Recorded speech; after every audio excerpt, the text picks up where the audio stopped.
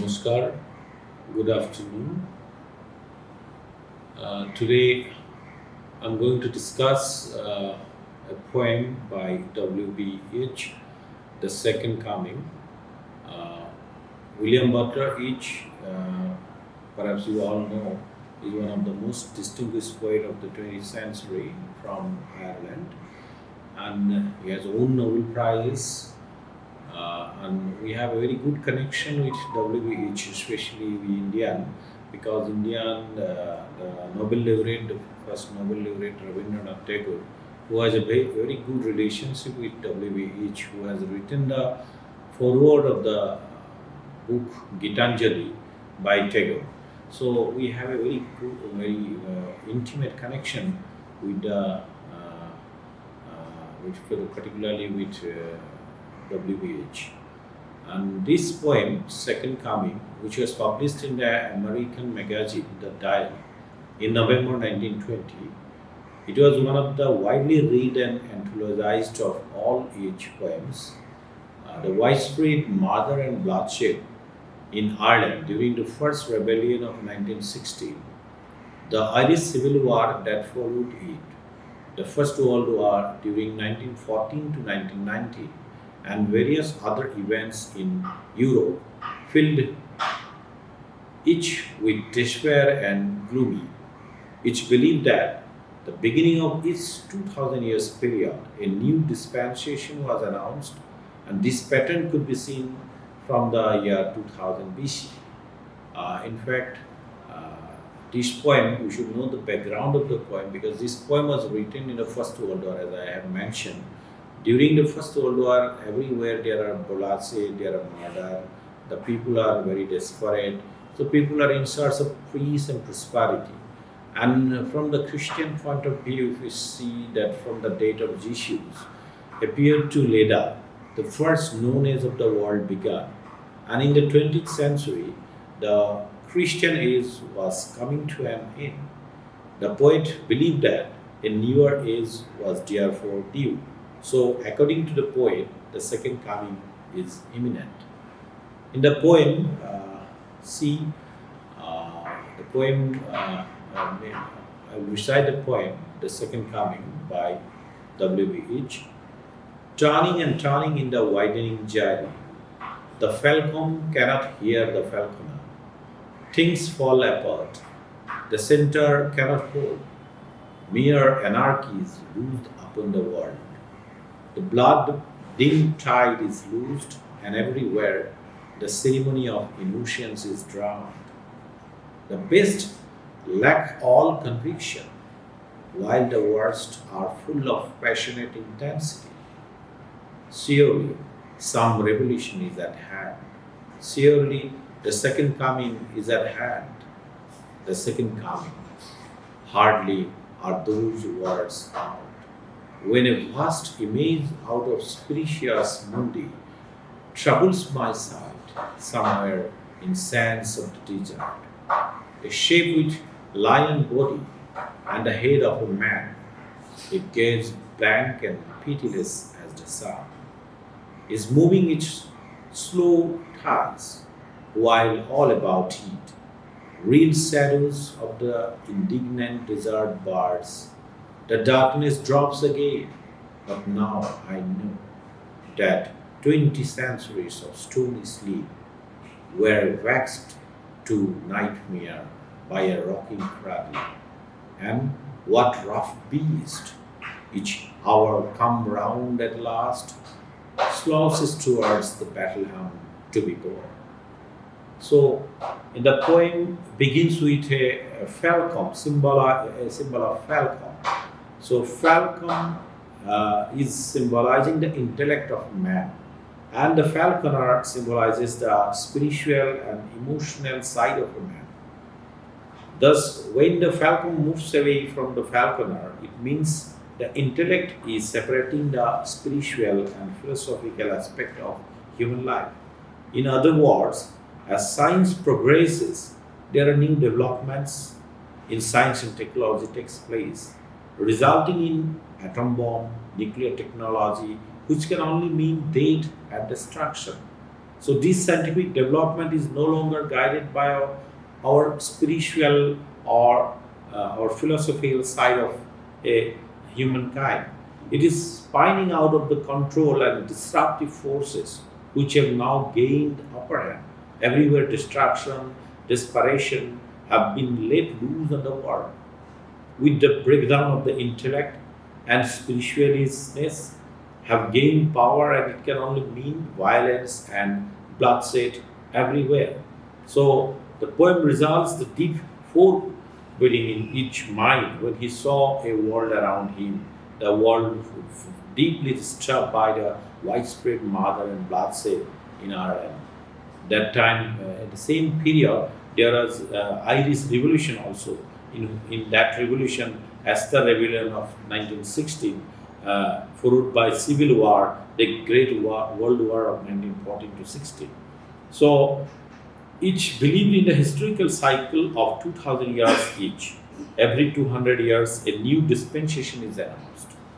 Thus, it takes into account the period starting from about 2000 BC, the age of Greco-Roman civilization, which began with the coming together of Jesus and Leda, which results in Helen, Castor, Pollux, and Clytemnestra being born. This civilization reached its climax about 100 BC when Homer wrote his epics. So, at about this time, this civilization collapsed, and at the same time, it heralded the birth of a new era, a new age, in birth of Christ. After flourishing for 2000 years, the time had come for history to repeat itself. The wheel had come full circle, and the new age was drawing near. So, in the gist of the poem, which is almost prophetic in its statement, you see, the theme what is used in the poem.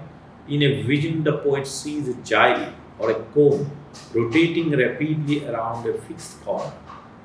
It indicates a change of civilization and age. The falcon does not hear the falconer's call because of the distance between the two, that is, intellect and spirituality. The falconer has lost control over the falcon. It implies man's separation from every ideal of himself that has enabled him to control his life. It has caused disruption. The center cannot hold the forces of disorder. This disorder is due to man's separation from spiritualism and his total acceptance of and subservience and materialism. All this anarchy, violence, and disorder imply that a new civilization is about to be born.